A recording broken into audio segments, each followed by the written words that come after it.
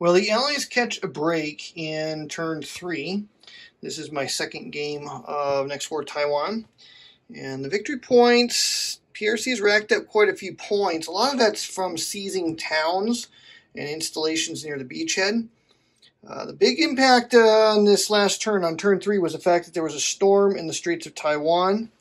And that shut everything down. All the PRC boys are out of supply. They can't trace anything through the straits, except by way of emergency supply. And just for grins, I took a stab at putting the HQ under emergency supply, which would have supplied a good chunk of the forces. They might have been able to make some limited attacks in and around Kaohsiung, but that did not work out.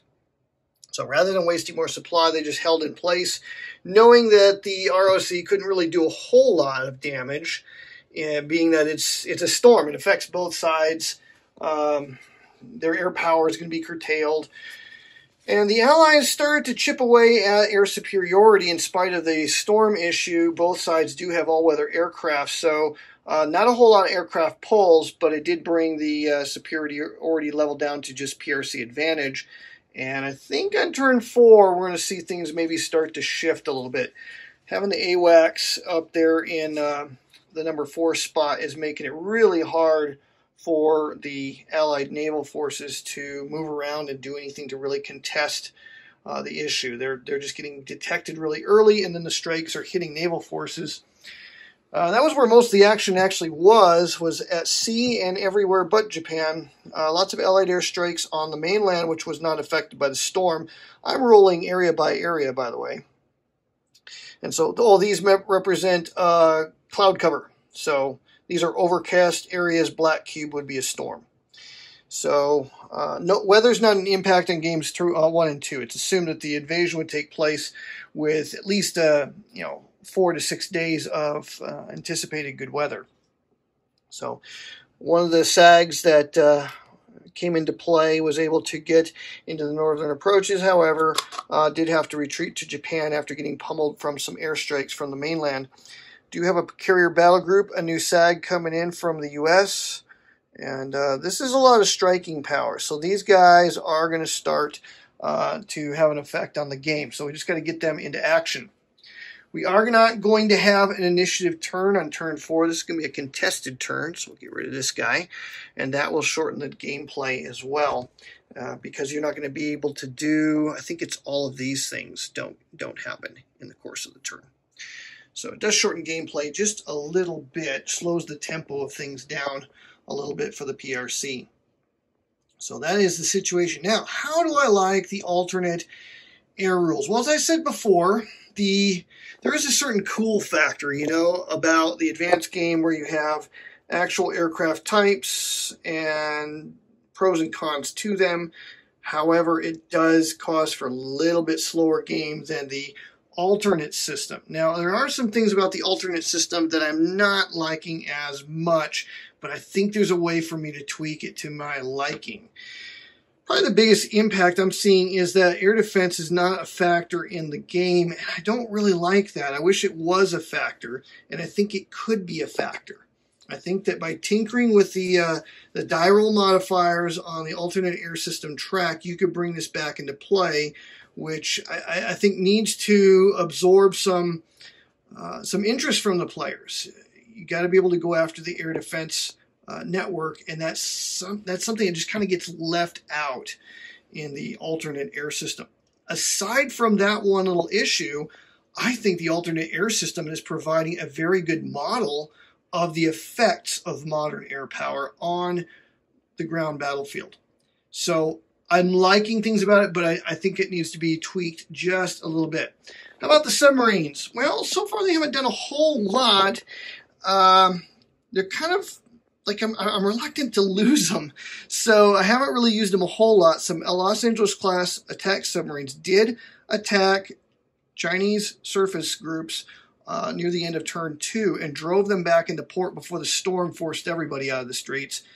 The rules on submarines don't address storms, but I'm going to go on the assumption that modern submarines are going to be able to function, whereas the surface fleet would have to move out of the way. I think that submarines would just, duck under. So we left them in place, and I think that's a reasonable summation on my part.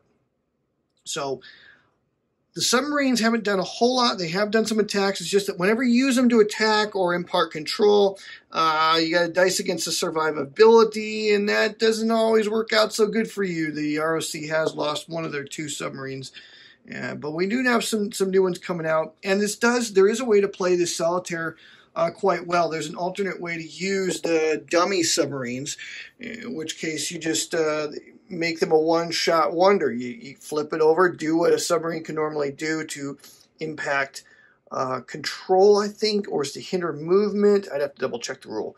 But you get to use it one time and then remove it from play. So I think that works out pretty good.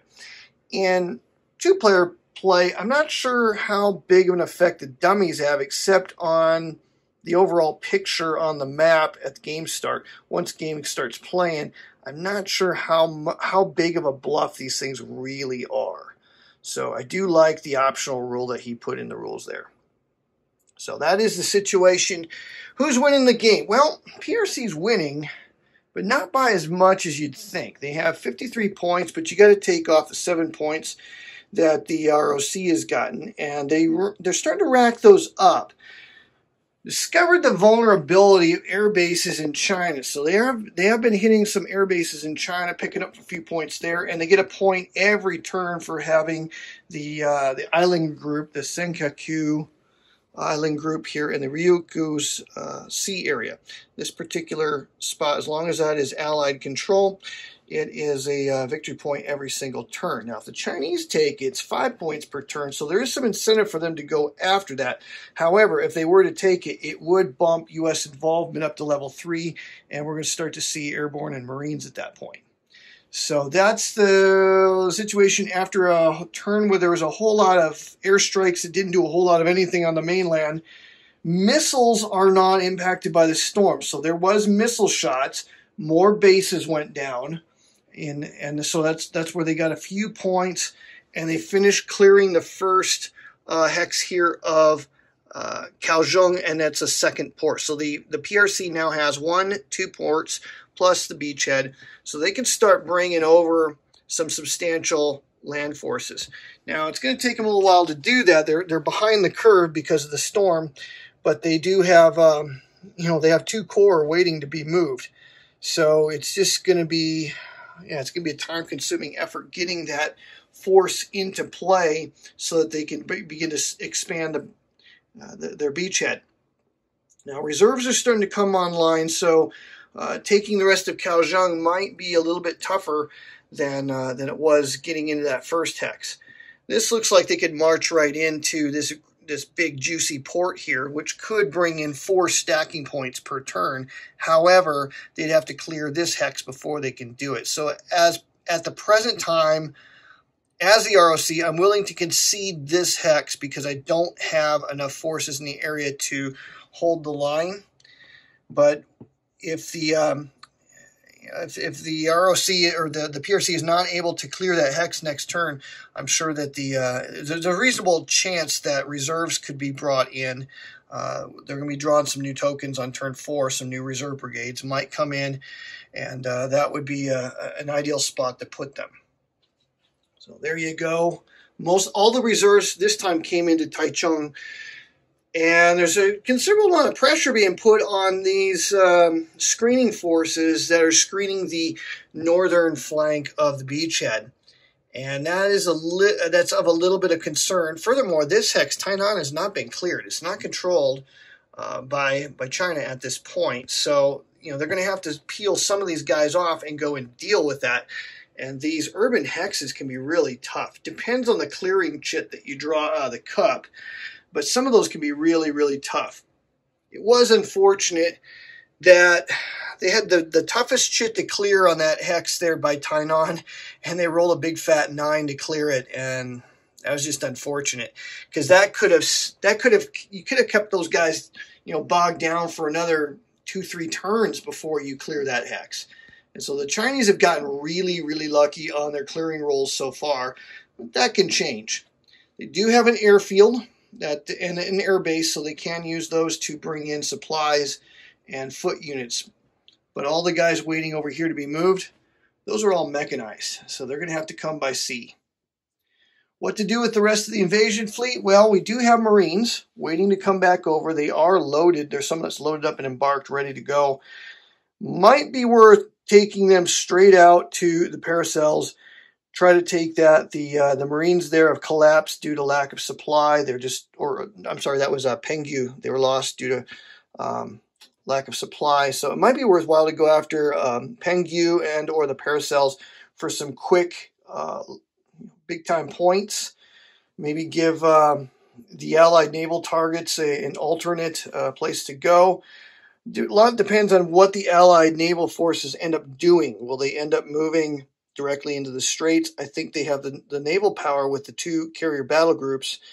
Both battle groups could get assembled here, and that would be a major threat to the Straits. So we'll see what the contested move die rolls end up looking like. But if you get both those carrier battle groups together, that's going to be a major force to be reckoned with, and they could disrupt control the Straits, and that's going to pose a supply problem to the efforts over here. So call this the end of, let's say this was an entire week worth of combat with some unfortunate weather for the PRC, but this is the result of the first week of the invasion of Taiwan. There's a pretty good-sized beachhead and enlargement on the island, but the PRC has pretty much reached the extent of what they can do with the forces at hand. So I don't, if there was no other units coming over, I don't think I'd take any of these guys out and try to clear that hex. I think they're too weak to try to do that. So there you go. That's an update on NextWar Taiwan. Hope you enjoy this series. We'll continue to show you some of the ideas that we have as we move this series forward. Like I said, I need to tinker with this air defense track thing. I think there's a way to maybe have the best of both worlds with the alternate air system and the air defense from the advanced game.